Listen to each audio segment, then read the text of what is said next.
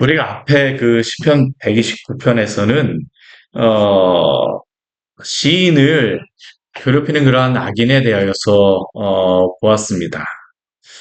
어, 시인의 등에 깊은 고랑을 갈게 하는 갈아버리는 그러한 어, 악인, 원수, 힘들게 하는 그러한 사람들뿐만 아니라 여러 가지 상황과 환경 같은 것들. 그렇지만 그 성도에게 있어서 이 외부적인 그러한 것들뿐만 아니라 사실 더 우리를 힘들게 하는 것은 외적인 게 아니라 사실 우리 마음이잖아요. 그렇죠. 우리의 마음. 그런데 이 마음의 문제에 대하여서 우리가 괴로워하고 힘들어할 때 하나님께 오늘 시편 130편과 131편에서는 진정한 그 나의 마음이 괴롭다라고 하는 그러한 본질적인 그 깊은 것 안에는 무엇이냐면 내가 누구인가를 깊이 보는 겁니다. 내가 누구인가. 오늘 이 시편 130편 같은 경우는 제 그 서재 보게 되면 존 오웬이라고 하는 그런 유명한 그 청교도가 썼던 그러한 이만큼 두꺼운 책이 한 권 있습니다. 이 짧은 시편을 가지고 정말 한 400페이지, 500페이지 정도 되는 그러한 책을 기록한 게 이 시편 130편의 말씀인데요. 그가 왜 이러한 그 책을 기록할 수밖에 없었는가? 자신에 대해서 보고 있기 때문입니다. 근데 자신만 자신을 보는 게 아니에요. 왜 그가 그러한 시편을 그 책을 기록했을까? 아니, 그것은 단순히 존 오웬이라고 하는 그 청교도가 기록한 게 아니라 오늘 시인이, 이 말씀을 통하여서, 하나님 앞에 서게 되어졌을 때에 자신을 보게 되어지는 그러한 모습입니다. 오늘 그 시편 그 130편 1절 말씀을 보게 되면 시인이 하나님께 이렇게 간구하며 기도합니다. 여호와여 내가 깊은 곳에서 주께 부르짖었나이다. 깊은 곳에서 주께 부르짖었나이다. 깊은 곳이라고 하는 것은 뭐 정말 어려운 상황, 고난 가운데 힘든 가운데 마음이 어려운 그러한 가운데 있는 상황입니다. 그리고 그 가운데서 무엇을 하냐면 주께 부르짖었습니다. 우리 2절 말씀에 보게 되면요. 또 시인이 이렇게 고백합니다. 주여 내 소리를 들으시며 나의 부르짖는 소리에 귀를 기울이소서. 우리 1절과 우리 2절 말씀 공통적으로 시인이 고백하는 게 무엇입니까? 내가 주께 지금 부르짖습니다라는 겁니다. 주님 앞에 간절히 부르짖으며 기도하고 있습니다. 왜 시인은 이렇게 부르짖을 수밖에 없습니까? 하나님께서 내 소리에 귀를 기울여 달라고 왜 그는 기도할 수밖에 없습니까? 본질적인 그러한 인간의 문제를 그가 직면하였기 때문입니다. 그게 무엇일까요? 우리 3절 말씀 같이 한번 읽어볼까요? 여호와여 주께서 죄악을 지켜보실진데 주여 누가 서리이까? 오늘 이 시인이 왜 부르짖을 수밖에 없냐 하면 여호와 하나님께서 나의 죄악을 지켜보시고 계시다라는 자각입니다. 참 이게 우리가 회개할 때에 일어나는 그러한 현상이 바로 이 현상이잖아요. 내가 정말 그전까지는 아무런 문제가 없고 뭐 아무런 그러한 것이 없는 것 같은데 주께서 나를 지켜보셨다. 사실 이것은 하나님이 지켜보시는 것뿐만 아니라 많은 사람들이 수치심 때문에 굉장히 부끄러워하고 숨는 사람들이 많습니다. 내가 부끄러워하는 그러한 것 때문에 다른 사람들 앞에 나서지를 않아요. 누가 나를 지켜보고 있다. 누가 나를 지켜보고 있다.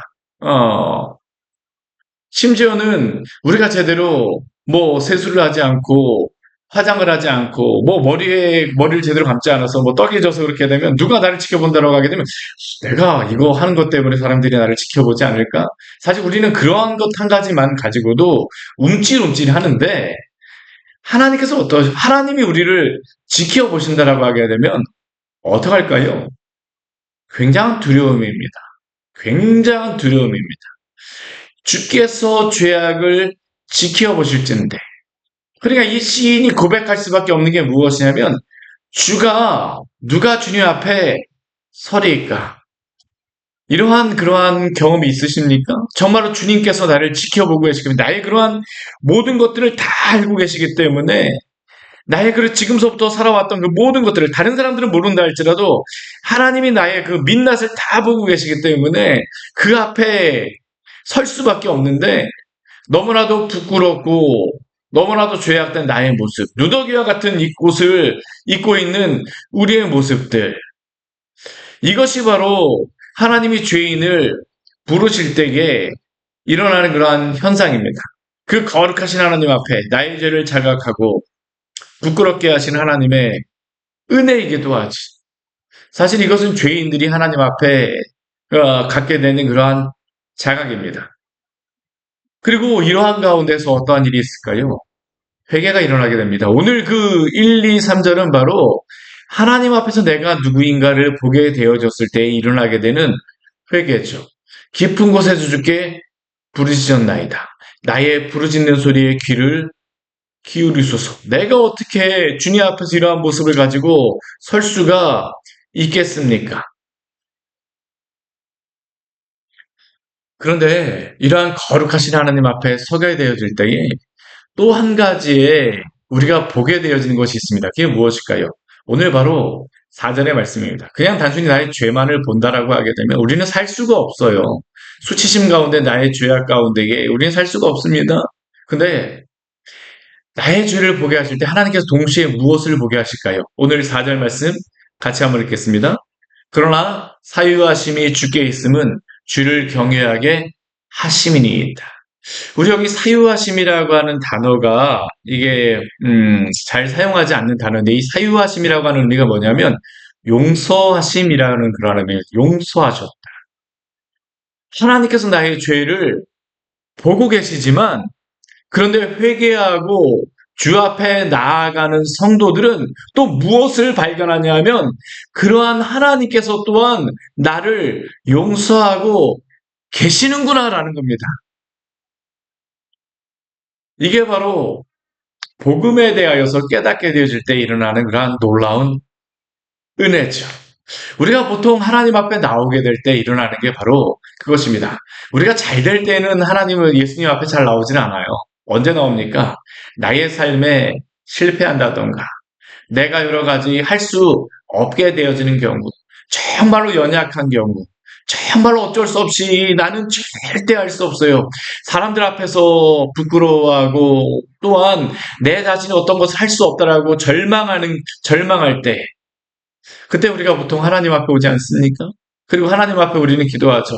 왜 나에게 이러한 일이 있습니까? 하나님, 왜 저에게 이러한 일이 있습니까?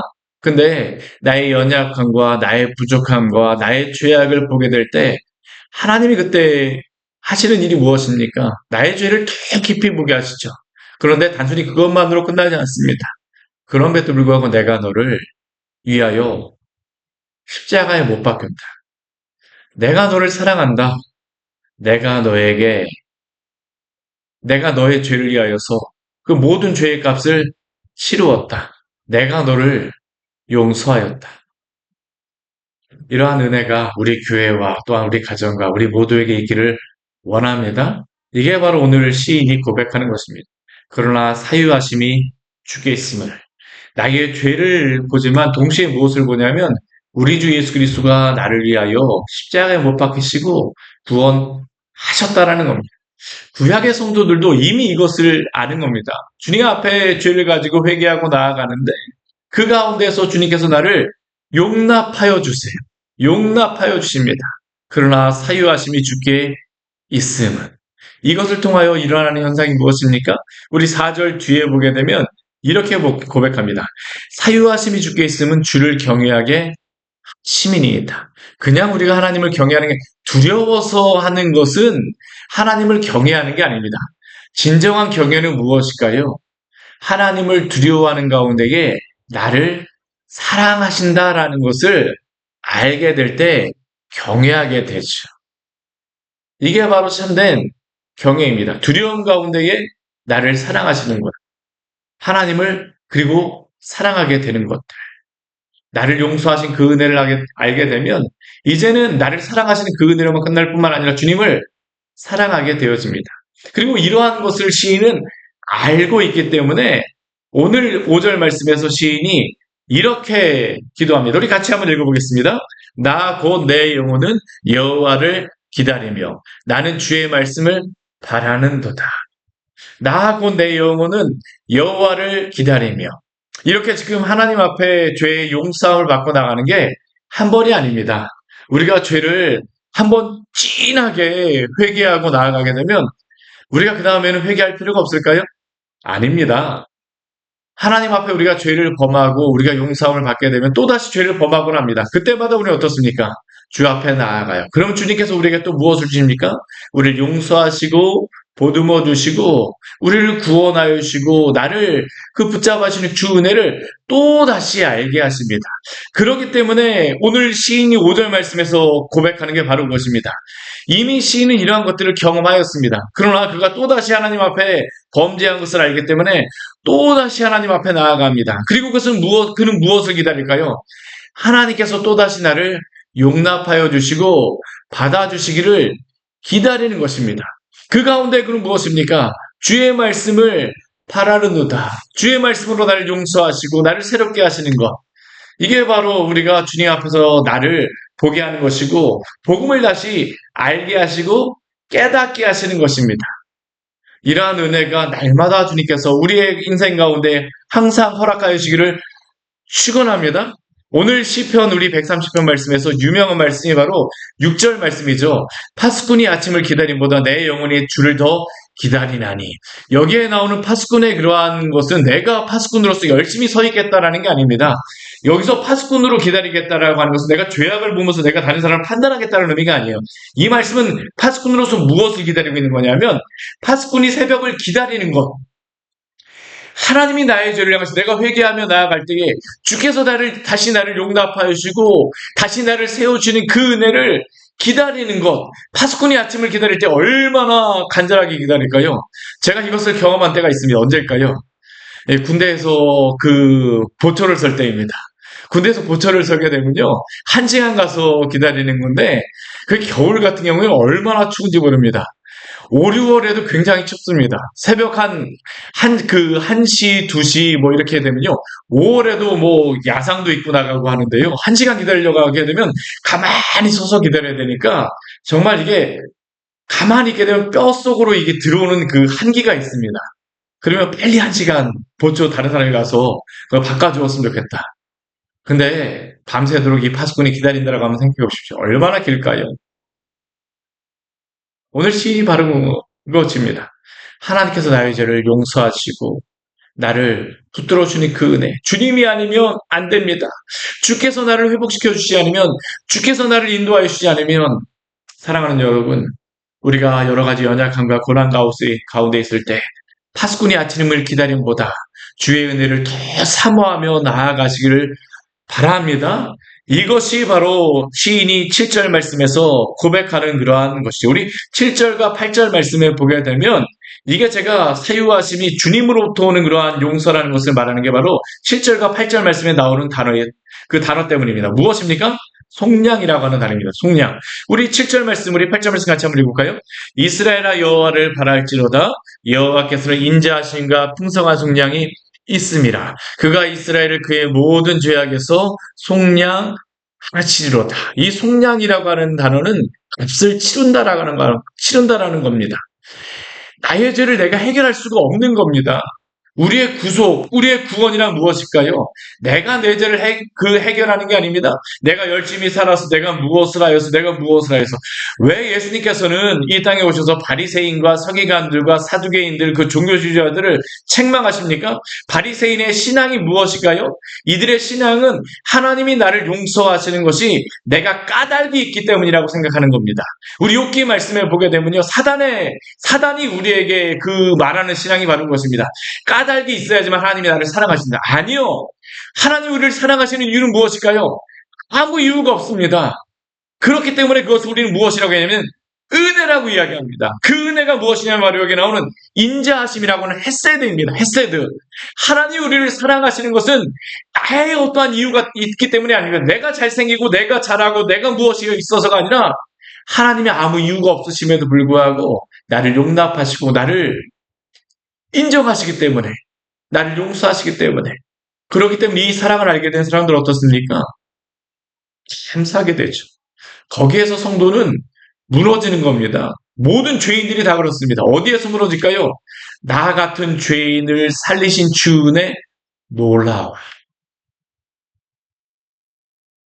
오늘 시인이 이스라엘아 여호와를 바랄지어다라고 합니다. 이스라엘이라고 하는 사람은 누구입니까? 제가 계속 말씀하지만 하나님을 대면하는 사람입니다.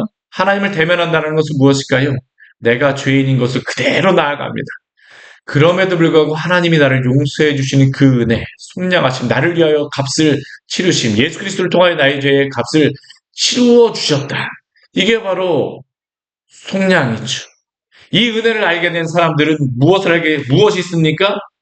평안이 있습니다. 오늘 시편 130편과 131편이 이어지는 게 바로 그 부분입니다. 주께서 나를 속량하여 주셨습니다. 나의 죄를 철저하게 회개하고 주 앞에 나아갑니다. 그러면 그 다음에 무엇일까요? 굉장한 자유함이 있습니다. 오늘 131편에서 그것을 우리에게 말씀하고 있죠. 우리 1절 말씀 우리 같이 한번 읽겠습니다.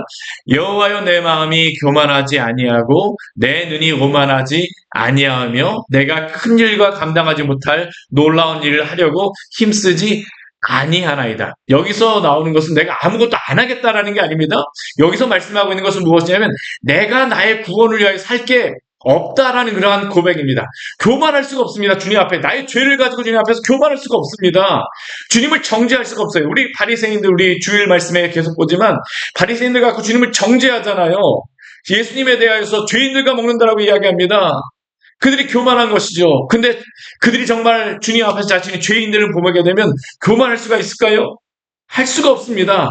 오만할 수가 있을까요? 할 수가 없습니다. 눈이 오만하다라고 하는 것은 아주 째려보는 것입니다. 오만하여서 주님을 막 봅니다. 교만하게 막 주님을 봅니다. 우리가 마음이 딱딱해지게 되면 교만해집니다. 오만해집니다. 주의 말씀에 대해서 마음이 부드럽지를 않아요. 내가 판단을 합니다. 내가 말씀 아래에 있는 것이 아니라 말씀 위에 있습니다. 내가 큰 일을 감당하고 내가 무엇을 할 수 있다고 생각하죠. 그런데 정말로 내가 죄인됨을 알고 주 앞에서 나를 용서하심을 알게 되면 그럴 수 있을까요? 절대 그럴 수 없습니다. 내가 아무것도 하지 않아요. 우리 그 팔복의 말씀을 보게 되면 심령이 가난한 자는 애통한 자는 그 다음에 그 온유한 자는이라고 나오잖아요. 이 온유하다라고 하는 의미가 바로 그것입니다. 아무것도 온유하다라고 하는 것은 내가 그 겸손한 것도 있지만 겸비한 것도 있지만 또 무엇도 하냐면 내가 내 죄를 위하여 살 수 있는 게 아무것도 없다라는 그런 고백이 바로 이 온유하다라는 그러한 고백입니다. 그러니까 어떻습니까? 주의 구원밖에 없죠. 이 구원을 얻게 된 사람들은 이 구원의 문제에 대해서 나의 죄에 대해서 가진 그 직면하게 된 사람들, 용서함을 받은 사람들은 겸손하게 되어집니다. 근데 이 주님의 용서를 받게 되면 어떠한 일이 있을까요? 우리 2절 말씀 우리 같이 한번 읽어보겠습니다. 실로 내가 내 영혼으로 고요하고 평온하게 하기를 젖된 아이가 그의 어머니 품에 있음 같게 하였나니 내 영혼이 젖된 아이 같도다. 여기에 보게 되면 한 사람이 나오죠. 한 아이가 나오죠. 어떤 아이입니까? 젖된 아이입니다. 젖된 아이. 젖된 아이가 가장 행복한 곳은 어디일까요? 어머니 품입니다. 젖된 아이가 가장 만족스러운 곳은 어디일까요? 어머니 품입니다. 젖된 아이가 스스로 자기의 양식을 준비하지 않습니다. 젖된 아이가 젖병 막 씻지 않습니다. 젖된 아이가 무엇을 준비하지 않아요? 그냥 어머니 품에 있으면 됩니다. 이게 주 예수 그리스도로 말미암아 구원을 얻게 된 성도들에게 주시는 놀라운 자유함과 평안함이죠. 교회를 다니면서도 이러한 은혜를 잘 모르시는 분들도 있어요. 그리고 이 은혜를 잊어버리시는 분도 있습니다. 세상의 많은 것들을 바라다가 세상의 것들을 구하고 하나님 안에서의 그 평안함을 누리지 못하게 되는 경우가 성도에게 왕왕 발생합니다. 그러나 사랑하는 여러분, 우리 주님의 품 안에 있을 때가 가장 행복하며 가장 평안한 것임을 기억하시기를 바랍니다. 오늘 시인의 고백이 바른 겁니다. 젖된 아이가 그의 어머니 품에 있음같이 주여 제가 당신의 품 안에서 만족하며 평안함을 누리고 있습니다. 주여 이 은혜를 주셔서 감사합니다. 감사와 또한 주님의 품 안에 있기를 소원하는 그 마음들, 이게 바로 오늘 시편 130편, 131편에 나와 있는 그러한 소망함이죠. 자유함은 어디로부터 올까요? 주님 품 안에서 오는 겁니다. 주 안에 있을 때. 에덴 동산을 떠난 인간에게 가장 소원하는 장소는 어딜까요? 주님 품 안에 다시 주님이 계신 그곳 에덴 동산으로 다시 돌아가고자 하는 겁니다. 모든 사람은 향수병을 가지고 있습니다. 어떠한 향수병일까요? 주님께로 돌아가고자 하는 그러한 향수죠. 주님 품 안입니다. 오늘 3절 말씀 또 우리에게 이렇게 말합니다. 우리 같이 한번 읽어볼까요? 이스라엘아 지금부터 영원까지 여호와를 바랄지어다. 한 번만 용서받고 한 번만 주님 품 안에 있는 것이 아닙니다. 날마다 주님 품 안에 거하며 살아가시기를 축원합니다. 구원하여서 주님과 동행한 구원받은 성도는 또한 어, 그 구원의 품 안에서 날마다 살아가기를 소원합니다. 이게 바로 믿음의 삶입니다. 이스라엘아 지금부터 영원까지 여호와를 바랄지어다. 오늘도 주님의 품 안에서 평안을 누리시는 우리 성도님들 되시기를 축원합니다. 같이 기도하도록 하겠습니다. 하나님 아버지, 오늘 시편 130편과 131편의 말씀을 통하여서 우리의 죄를 보게 하여 주시고 그 가운데에 우리가 회개하며 주님을 소망하며 또 우리를 용서하시는 주님의 품 안에서 자유함을 얻게 하시는 이 구원의 일련의 말씀을 또 우리에게 보여주셔서 감사합니다. 우리의 믿음의 선배들이 주 예수 그리스도 안에서, 말씀 안에서 이 놀라운 진리를 발견하고 하나님 그 마음에 여러 가지 고통과 전쟁 가운데에서 여러 가지 번뇌 가운데서 평안함을 얻고 쉼을 얻었던 것 같이 오늘을 살아가는 우리들도 주 안에서 이 진리를 발견하고 주 안에서 평안을 날마다 누리게 하여 주시옵소서. 우리 광야의 샘교에 속한 모든 성도들 또한 주님을 믿는 그러한 모든 자들에게 이 참된 평화가 있게 하여 주시고 또한 이 시대 가운데 살아가는 많은 사람들이 주께로 돌아와서 이 참다운 진리를 발견하는 참된 부흥이 우리 안에 있을 수 있도록 주여 은혜로 허락하여 주시옵소서. 예수님 이름으로 기도드립니다. 아멘. 오늘 말씀 같이 기억하시면서 기도하며 나가도록 하겠습니다.